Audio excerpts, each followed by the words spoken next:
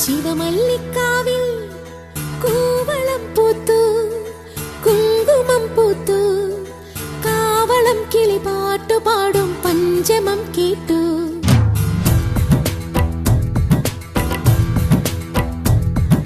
ശിവമല്ലിക്ക